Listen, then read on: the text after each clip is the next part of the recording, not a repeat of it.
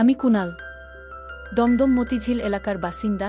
আমাদের বাড়ি আজও একান্নবর্তী মা বাবা, কাকা কাকিমা আর আমার বাবার বড় ভাই জেঠামশাই ও জেঠিমাকে নিয়ে এক জমজমাট সংসার। আমি আমার বাবার বড় সন্তান। আমার পর আমার এক ভাই আর দুই বোন। তারপর জেঠামশাইয়ের দুই মেয়ে, রুনা বড় আর মিনু ছোট। কাকার এক ছেলে, বয়স ৮ বছর। আমাদের বাড়িতে সবাই হাসিখুশিভাবে জীবন যাপন করেন। মোটামুটি সচ্ছল পরিবার, কোনো অভাব আমাদের ছিল না। আমাদের বাড়িতে দোলের দিন বেশ বড় করে পুজো করা হয়, এবারও তাই হয়েছিল। আমাদের পাড়াতে সকাল 10টা থেকে রাত 10টা পর্যন্ত দোল খেলা হয়। আমার কোনো বাড়ি সকালে দোল খেলতে পারি না, আমাদের খেলা শুরু হয় দুপুর থেকে, যতক্ষণ না বাড়ির পুজো শেষ হচ্ছে। আমরা সবাই মিলে পুজোর কাজে সাহায্য করি মা কাকিমা জেঠিমাদের। এবার পুজো শেষ হতে হতে 2টা 30 হয়ে গেল। আমরা ভাইবোনেরা পুজোর প্রসাদ খেয়ে যে যার বন্ধুদের সাথে রং খেলতে বেরিয়ে পড়ি। আর এবারও প্রায় 3টা নাগাদ আমি বেরিয়ে পড়লাম। আমাদের বাড়ির কয়েকটা বাড়ি পরে একটা সরু গলি আছে, কোনো একসময় ওইখানে নর্দমা ছিল, আজ আর নেই। এখন শুকনো খটকটে একটা কানা গলি মাত্র। আর গলিতেই আমার কুমার জীবনের অবসান হয়েছিল, আর তাও আমার জেঠামশাইয়ের বড় মেয়ে রুনাকে নিয়ে। আমরা 3জন বন্ধু মিলে দোলের আগেই ঠিক করেছিলাম যে একটু সন্ধ্যের দিকে ওই গলিতে ঘাপটি মেরে থাকব, আর কোনো মেয়ে ওখান দিয়ে গেলে তাকে পাকড়াও করে গলির ভিতরে নিয়ে যাব। আমরা 3জনই খুব ভালো আর ভদ্র ছেলে বলে পরিচিত। রং হাতে নিয়ে পাড়ার সব বাড়িতে ঘুরে ঘুরে বড়দের পায়ে আবির দিয়ে প্রণাম আর ছোটদের গায়ে মুখে আবির ও অন্যান্য রং মাখিয়ে আমাদের দোল শুরু হয়। এরপর আমরা সবাই পাড়ার রাস্তাতে বেরিয়ে সবাই সবাইকে রং মাখাই, সেখানে বড়রাও থাকে। এবার সেরকম ভাবেই সব কিছু চলছিল। সন্ধে প্রায় হয়ে এসেছে, আমাদের পরিকল্পনা মতো ওই গলির কাছে চলে গেলাম আমি, শিবু আর তপন। শেষ বাড়িতে আবির দিতে গিয়ে ওই বাড়ির এক বৌদি আমাদের জোর করে সিদ্ধির শরবত খাইয়ে দিয়েছিল। আমরা যখন গলির কাছে এসে দাঁড়ালাম বুঝতে পারলাম যে সবারই একটু নেশা হয়েছে। শিবু আমার কাছে এসে বলল, কিরে কুনাল, এখন তো একটা মেয়ের দেখা পেলাম না। আমি বললাম, একটু অপেক্ষা করি, দেখি না আমাদের ভাগ্যে কি আছে। একটু পরেই একাধিক মেয়ের কলরব কানে এলো, উকি মেরে দেখি যে 4টে মেয়ে এদিকেই আসছে। আমি ইশারাতে সকলকে চুপ করতে বললাম। শিবু গলির বাইরে দাঁড়িয়ে আছে, আমি আর তপন গলির একটু ভিতরে। মেয়েগুলো কাছাকাছি আসতেই শিবু এগিয়ে গিয়ে বলল, তোমাদের একটু রং মাখাবো। একটি মেয়ে বলল, তাতে আবার জিজ্ঞেস করতে হবে নাকি, রং মাখাবে তো মাখাও। শিবু, এই গলির ভিতরে এসো বলেই মেয়েটিকে হাত ধরে ভিতরে নিয়ে এলো, আর ওই মেয়েটির সাথে বাকি 3জনেই গলির ভিতরে এসে দাঁড়ালো। সবাই গলির ভিতরে ঢুকতেই আমাদের দেখে বলল, তোমরাও রং মাখাবে আমাদের? আমরা সমস্বরে বলে উঠলাম, নিশ্চয়ই মাখব। আমরা 3জনে 3টে মেয়েকে রং মাখাতে লাগলাম। বাকি যে মেয়েটি ছিল সে খুবই ছোট, ও বাকি 3টি মেয়ের উদ্দেশ্যে বলল, এই তোরা রং খেলে আয়, আমি বাড়ি যাচ্ছি। ওদের উত্তরের অপেক্ষা না করেই মেয়েটি চলে গেল।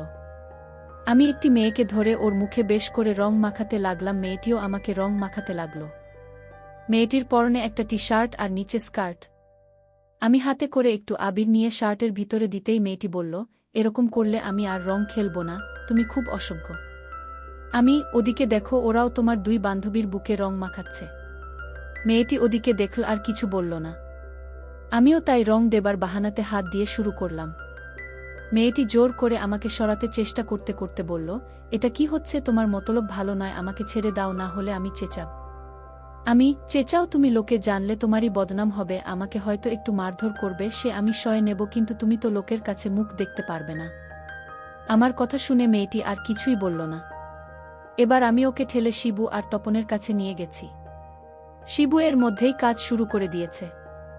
আমার সাথী মেয়েটি ওর বান্ধবীদের দেখে আমাকে বলল, দেখো যা করছো সাথে ঠিক নয়, আমি এখনো কুমারী আর এখনো কোনো ছেলে বন্ধু নেই, ওদের মতো আমাকে কিছু করো না প্লিজ। আমি, একদিন তো তোমার সাথে কেউ তো খেলা করবে, এখন একবার পরীক্ষা করে দেখো, তোমার খারাপ লাগলে তোমাকে ছেড়ে দেব। খেলাধুলা শেষ করে মেয়েটি ধীরে ধীরে উঠে বসে আমার দিকে তাকিয়ে বলল, আমি তোমাকে চিনতে পারছি না, যদি চিনতে পারতাম তাহলে তোমার বাড়ি গিয়ে নালিশ করে আসতাম। আমি, দেখো যা হবার হয়ে গেছে, আমিও তোমাকে চিনি না, তুমিও আমাকে চেনো না, এবার বাড়ি যাও, গিয়ে ফ্রেশ হয়ে নাও। হ্যাঁ, আর একটা কথা, তোমার তো কোনো ছেলে বন্ধু নেই আর আমার কোনো মেয়ে বন্ধু নেই, যদি আমাকে তোমার বন্ধু করতে চাও তো কাল সন্ধ্যের সময় এখানে এসো, আমি এখানে তোমার জন্য অপেক্ষা করব। এর উত্তরে ও বলল, কেন, একবার করে বুঝি স্বাদ মেটেনি? শুনে আমি একটু হেসে বললাম, শুধু গল্প করব আর আমরা দুজনে দুজনকে চিনে নেব।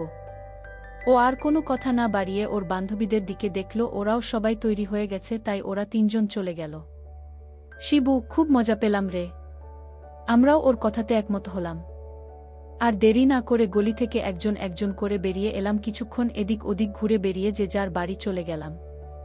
রাতে বাড়ি ফিরে বাচ্চাঘর ফাঁকা পেয়ে সোজা ঢুকে পড়লাম আর ভালো করে সাবান শ্যাম্পু দিয়ে স্নান করে বেরিয়ে এলাম। সোজা রান্নাঘরে গেলাম যদি কিছু খাবার পাওয়া যায়। অনেক খোঁজখুঁজির পরে দুপুরের খিচুড়ি প্রসাদ পেলাম একটা বাটিতে, সেটাই নিয়ে খেতে শুরু করলাম। খাওয়া শেষ করে বেরিয়ে এসে জল খেলাম আর সোজা বসার ঘরের দিকে চললাম টিভি দেখব বলে। বসার ঘরের আগে রুনা আর মিনুর ঘর, সেখান দিয়ে যেতে গিয়ে খুব চাপা গলায় কিছু কথা শুনতে পেলাম। মিনুরে আমার মনে হয় ছিঁড়ে গেছে রে, বদমাইশটা জোরে করে খেলল। এরপর মিনুর গলা, যাই বল দিদি, এই বেশ ব্যথা পেলেও পরে কিন্তু বেশ সুখ পেয়েছিলাম। মনে হচ্ছিল যে এর থেকে বেশি সুখ আর কোনো খেলাতে নেই। রুনার গলা, আমারও পরে বেশ মজা লেগেছিল, কিন্তু ওকে তো আর আমি চিনতে পারিনি যে ওর সাথে সময় সুযোগ মতো সেবা নেব। আর ওই গলির মধ্যে কি সেবা নিতে ভালো লাগে বল। মিনুর গলা, সেটা ঠিক বলেছিস, তবে তোকে যে ছেলেটা দিয়েছিল সে তো বলেছে যদি ওর সাথে বন্ধুত্ব করতে চাই তো কালকে সন্ধে বেলা ওই গলিতে যেতে। রুনার গলা, তা তো বলেছিল, কিন্তু যদি খুব পরিচিত কেউ হয় তো আমার খুবই লজ্জা করবে রে।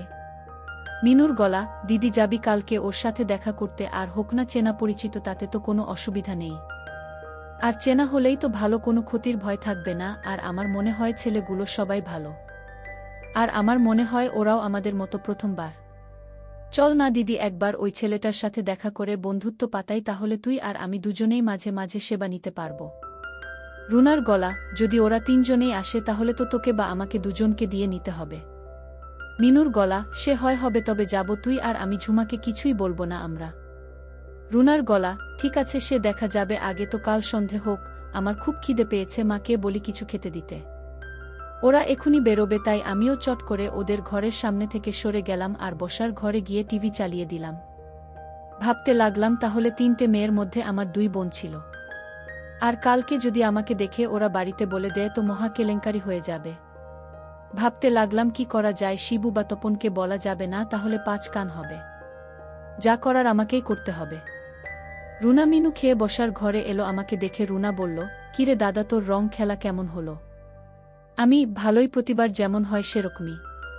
মিনু, তা তোদের তো দেখলাম না, তোরা কোথায় ছিলি? আমি, কেন, আমরা তিনজন নেই তো পাড়াতেই ছিলাম। রুনা, তা কোনো মেয়েকে রং মাখালি নাকি নিজেরাই নিজেদের রং মাখালি?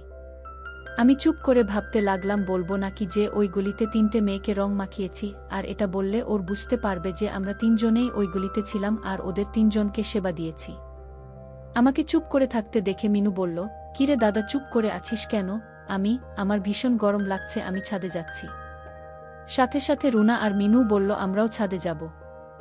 আমি ওদের কথা শুনে সোফা থেকে উঠে সিঁড়িতে পা দিলাম। ওদিকে রুনা মিনু দুজনেই মাকে বলল, মা, আমরা দুজনে দাদার সাথে ছাদে যাচ্ছি। মার উত্তর, ঠিক আছে, তোমরা ছাদে যাও, রান্না হলে তোমাদের ডাকব।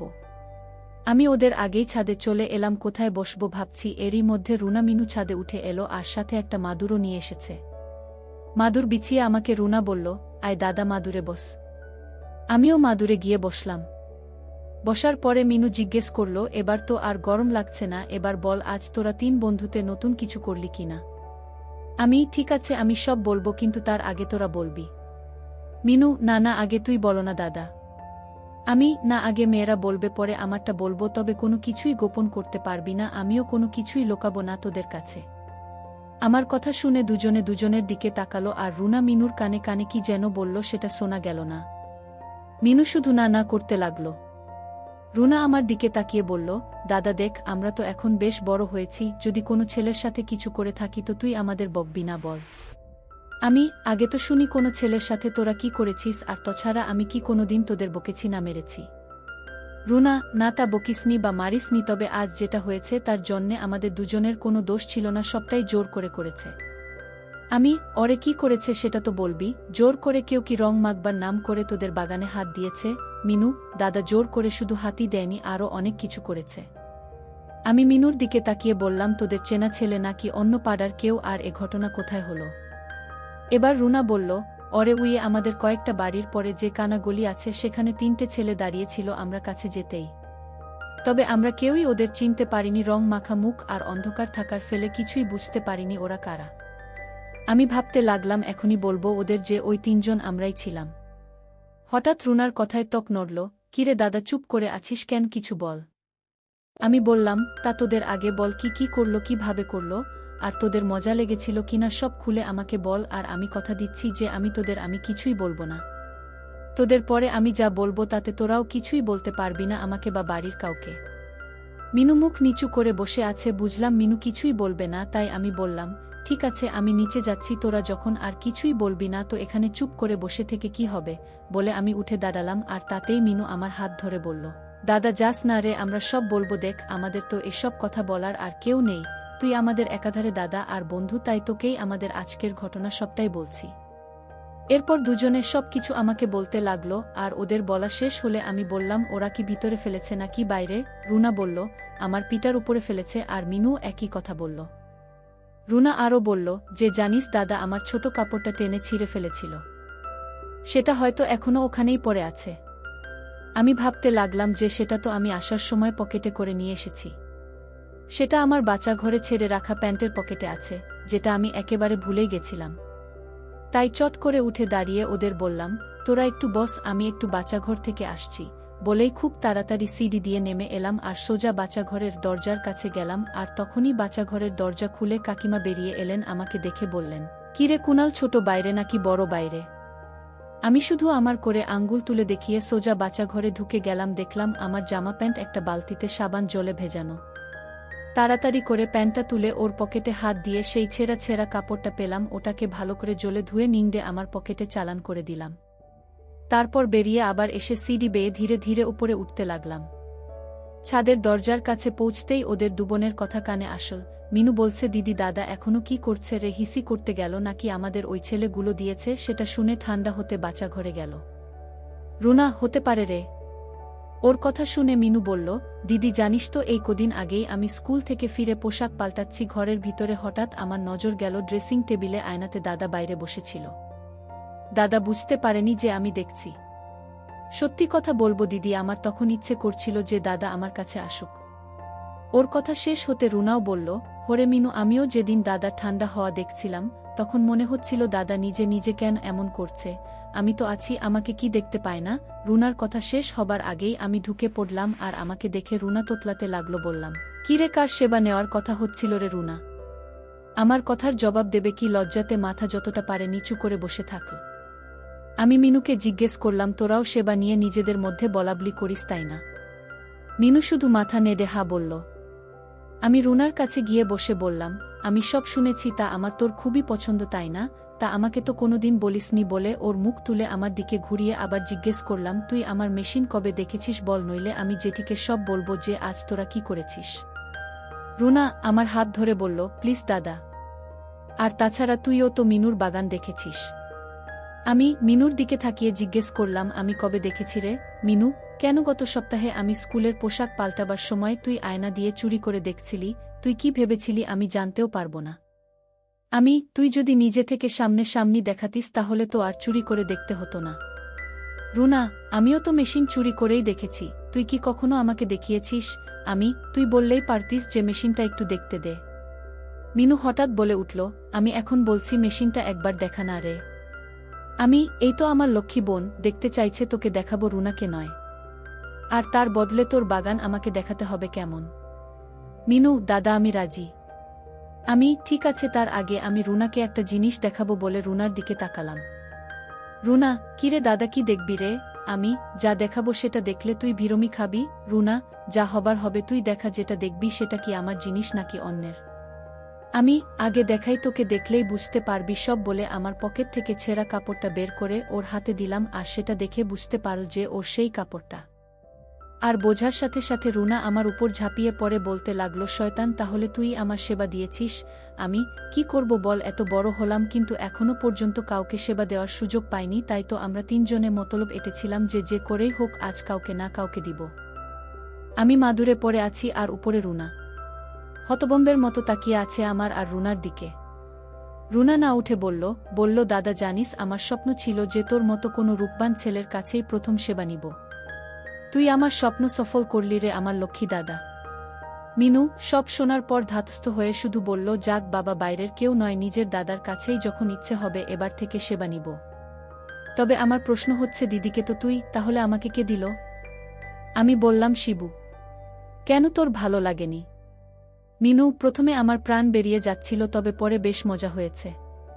শুনে রুনা বলল, এখনে থেকে আমরা বাইরের কারো কাছ থেকে সেবা নিব না, কারণ ঘরে আমাদের দাদা আছে। কি দাদা আমাদের সেবা দিবা না? আমি, কেন একটা বলছিস? তোদের সময় সুযোগ করে আমি ঠিক দেব, কোনো চিন্তা করিস না রে তোরা। মিনু আমার আরও কাছে সরে এসে বলল, কিরে দাদা, আমি তো সেই কখন থেকে বের করে রেখেছি, তুই তো একবার দেখলি না। আমি আর কথা না বাড়িয়ে দুজনকে নিয়ে কাজ শুরু করে দিলাম। কাজ শেষে রুনা মিনুকে নিয়ে নিচে নেমে গেল। আমি এবার হাত পা ছড়িয়ে শুয়ে পড়লাম। চোখ বন্ধ করতেই দু চোখে জুড়ে ঘুম নেমে এলো। একটু পরে মনে হলো কে যেন আমাকে ধাক্কা দিচ্ছে। জোর করে চোখ খুলে দেখলাম যে কাকিমা আমার মুখের কাছে ঝুঁকে রয়েছে। আমাকে চোখ মেলে চাইতে দেখেই একটু মুচকি হেসে বলল, বাবা কি ঘুম তোমার? কুনাল, সেই তখন থেকে ডাকছি, ঘুমই আর ভাঙছে না তোমার? কাকিমা আমার থেকে কিছু বড় বয়সের বেশি তফাৎ না থাকায় আমাকে তুই না বলে তুমি করেই বলে। কাকিমা, ঘুম তো পাবেই, এত ধকল গেল তোমার? আমি, কিসের ধকল? আজ তো কোনো কাজই করিনি আমি। কাকিমা, কেন মিথ্যে কথা বলছো? দুটো মেয়ের খিদে মেটালে তাতে বুঝি ধকল কম হয়? আমি চোখ বড় বড় করে বললাম, কি বলছো তুমি এসব? কাকিমা, আর শাক দিয়ে মাছ থাকতে হবে না, আমি সব দেখেছি। একবার সেবা দেবে গো আমাকে, আমিও একটু শান্তি পেতাম। আমি বুঝলাম যে এখন রাগ ধাক করে কোনো লাভ নেই। বললাম, কেন? কাকু আছে তো। কাকিমা, ছাড় তো তোমার কাকুর কথা। উঠার আগে পড়ে যায়। আমার নজর অনেক দিন থেকেই তোমার উপর ছিল। পেলাম তোমাকে ঠিকই, কিন্তু ওই দুইজন আমার আগেই তোমাকে কবজা করে নিয়েছে। নিয়েছে তো নিয়েছে, তাতে আমার কি? শুধু মেশিনটা আমাকেও দিলে হলো। আমার হাত টেনে নিয়ে ঠেকিয়ে বলল, কি অবস্থা হয়েছে দেখেছ? ভিজে গেল। আমি হাত বের করে নিলাম। কাকিমা আমার হাত মুছিয়ে দিয়ে বলল, দেখলে তো কত খিদে। তারপর আমাকে বলল, রাতে আমি তোমার ঘরে যাব, তুমি দরজা ভেজিয়ে রাখবে, কিন্তু যদি তা না করো তো তোমার কপালে খুব দুঃখ আছে। তুমি ওই দুটোকে পাবে না। ওদের আমি সবাইকে বলে দেবার ভয় দেখিয়ে তোমার থেকে দূরে সরিয়ে দেব। আমি আর অন্য উপায় না দেখে বললাম, ঠিক আছে, তুমি যা বলবে তাই করব। এখনই ইচ্ছে করছে, কিন্তু এখন হবে না দিদি, রাতের খাবার বেড়ে ফেলেছে, চলো খেয়ে নেবে, আর ঘরে গিয়ে দরজা ভেজিয়ে শোবে, আমার সময় মতো ঠিক চলে যাব তোমার ঘরে। আমরা নিচে নেমে এলাম, সোজা গিয়ে খাবার টেবিলে বসলাম। দেখলে রুনা, মিনু, জ্যাঠা, বাবা, কাকা সবাই আমার জন্যে বসে আছে। আমরা সবাই খাওয়া দাওয়া সেরে যে যার মতো শুতে চলে গেলাম। আমি খবর টেবিল থেকে উঠতেই কাকিমা আমার কাছে এসে বললেন, যা বলেছি মনে আছে তো? আমি, ভুলি কি করে বলো? কাকিমা আমাকে চোখ মেরে চলে গেলেন। আমি কাকিমার চলে যাবার দিকে একটু তাকিয়ে মুখ ঘোরাতেই দেখি পুনু বা পূর্ণিমা, আমার নিজের বোন, আমার দিকে কেমন করে যেন তাকিয়ে আছে। ওর মুখের দিক থেকে আমার দৃষ্টি একটু নিচের দিকে নামতেই দেখি ওর বয়সের তুলনায় বড় হয়ে গেছে। ওর বয়স সবে 15 বছর, আর ছোট বোন কৃষ্ণার বয়স 13 বছর। আজকের আগে আমি কোনোদিন নিজের বোনকে এভাবে দেখিনি, কিন্তু আজ যেন আমার চোখ আর ফেরাতে পারছি না। পুনু এবার আমার দিকে এগিয়ে এসে জিজ্ঞেস করল, এই দাদা কাকিমা কি বলল রে তোকে? আমি ওর কথার উত্তর কি দেব, শুধু তাকিয়ে আছি। আমার কাছ থেকে কোনো উত্তর না পেয়ে এক হাতে আমাকে নাড়িয়ে দিয়ে বলল, কিরে দাদা, বললি না কাকিমা কি বলল তোকে? আমার সম্বিত ফিরতে বললাম, ওরে কাল কাকিমাকে কয়েকটা জিনিস এনে দিতে হবে, আর সেটা কাউকে বলতে মানা করেছেন। পুনু, তা যাবার সময় তোর পিঠে ঘষে দিল কেন রে? আমি, তা তো জানি না, হয়তো অসাবধানে লেগে গেছে। পুনু, আমার কিন্তু তা মনে হয় না রে। কেননা একদিন যখন তুই বলেই চুপ করে গেল। আমি, একদিন কি রে চুপ করে গেলি কেন? পুনু, না কিছু না, তবে দাদা কাকিমার থেকে সাবধান। আমি জানি কাকিমা তোকে সব সময় চোখ দিয়ে গিলে খায়, মনে হয় সুযোগ পেলে একদম তোকে গিলে খেয়ে নেবে রে। আমি, কি বলছিস তুই? কাকিমা এমন নয় রে। পুনু, কি রকম সেটা আমি জানি রে দাদা, আর একটা কথা, তুই আমাকে ওভাবে দেখছিলি কেন রে? আমি, কি না তো, আমি সেভাবে দেখিনি। পুনু, দাদা মেয়েরা সব বোঝে, কোনো ছেলের নজর কোথায়। আমার কাছে লুকোচ্ছিস তুই? সত্যি করে বলো না, তুই আমারগুলো দেখছিলিস? এবার ওর এই জেরার ফলে একটু রেগে গিয়ে বললাম, বেশ করেছি, দেখেছি তো, কি হয়েছে? তোর ক্ষয়ে গেছে নাকি রে? পুনু, না, না দেখলে বা হাত দিলে ক্ষয়ে যাবে কেন? আমিও তো বলছি দেখেছিস, বেশ করেছিস, আবার দেখ। আমি এবার একটু আস্তে করে বললাম, বড় হয়ে গেছে রে। এই তো কদিন আগে ছোট ছিল। কারো হাত পড়েছে নাকি? পুনু বলল, যদি কারো হাত পড়েও থাকে তো কি হয়েছে তাতে? আর তুই শুধু দেখবি নাকি আরও অন্য কিছু মন চাইছে? আমি, তার মানে অন্য কেউ? কে সে বল আগে, না হলে আমি মাকে বলে দেব। পুনু একটু ভয় পেয়ে বলল, দাদা তুই কাউকে বলিস না তো, বন্ধু তপনদা প্রায় 1 বছর ধরে বড় করে দিয়েছে। গত বছর একদিন আমি টিউশন নিয়ে ফিরছিলাম, ওই কানা গলিটার সামনে তপনদা দাঁড়িয়েছিল। আমি যেতেই আমাকে দেখে বলল, পূর্ণিমা তুই দিন দিন বেশ সুন্দরী হচ্ছিস রে। এই প্রথম আমাকে কোনো ছেলে সুন্দরী বলল, আর তাতেই আমি একটু গেলে গিয়ে ওকে বললাম, তুমিও তো বেশ সুন্দর তপনদা। যে কোনো মেয়ে তোমাকে পেলে লুফে নেবে, তোমার সাথে প্রেম করতে চাইবে। শুনে তপনদা আমাকে বলল, তোরও কি আমার সাথে প্রেম করতে ইচ্ছে করে বলো না? আমি কোনো কথার জবাব না দিয়ে চুপ করেছিলাম, আর তাতেই তপনদা বুঝে গেল যে আমারও ওকে পছন্দ। আমার হাত ধরে ওই গলির একটু ভিতরে নিয়ে যায়। এসবে আমারও খুবই ভালো লাগতে লাগল। সেই থেকে যখনই সুযোগ পাই তপনদার সাথে প্রেম করি, তবে কোনো দিনই ও নিচের জিনিস ব্যবহার করেনি, শুধু হাত দিয়েছে। আমি এবার বেশ গম্ভীরভাবে বললাম, এরপর আর কোনোদিন তপন বা অন্য কোনো ছেলের কাছে যাবি না। তুই যদি এরপর ওর কাছে যাস তো আমি মা বাবাকে সব বলে দেব। পুনু, দাদা একটা কথা বলবো তোকে। আমি, বল। আমি তপনদার কাছে আর যাব না যদি তুই আমার জিনিসটা ব্যবহার করিস। তবেই যাওয়া বন্ধ করব। আমার একটা অভ্যাস হয়ে গেছে, তাই আমি সেবা না দিয়ে থাকতে পারবো না। আমি, ঠিক আছে সে দেখা যাবে, এখন যা শুয়ে পড়, বলে আমি চলে আসতে যাব, তখনই পুনু পেছন থেকে বলল, যা দরজা ভাজিয়ে শুয়ে পড়, কাকিমা আসবে। আমি, তুই কি বলছিস এসব? কাকিমা কেন আসবে আমার ঘরে? পুনু, দেখ দাদা, আর আমাকে ভোলাস না, আমি শুনেছে কাকিমা তোকে দরজা ভেজিয়ে রেখে শুতে বলেছে, আর আমি জানি কাকিমা তোর সাথে শুধু গল্প করতে যাবে না, কাকিমা তোকে দিয়ে সেবা নিতে চাই। সে তুই যা খুশি কর, তবে আমাকেও সেবা দিতে হবে। আমি বললাম, ঠিক আছে, এবার যা, কেউ দেখে ফেলবে, আর আমি তোকে নিয়ে কাল থেকে শুরু করব। আমার কথা শুনে হামি দিয়ে ছুটতে চলে গেল। আমি আমার ঘরে গিয়ে শুয়ে পড়লাম, ভাবলাম একদিনেই সব কেমন পাল্টে গেল। গতকাল ও আমি এসব ভাবতেও পারতাম না, আর আজ সবাই আমার সেবা নিতে চাইছে। একটু পরে আমার ঘরের ভেজানো দরজা একটু ফাঁক করে কেউ একজন ঢুকলো, বুঝলাম কাকিমা এলো।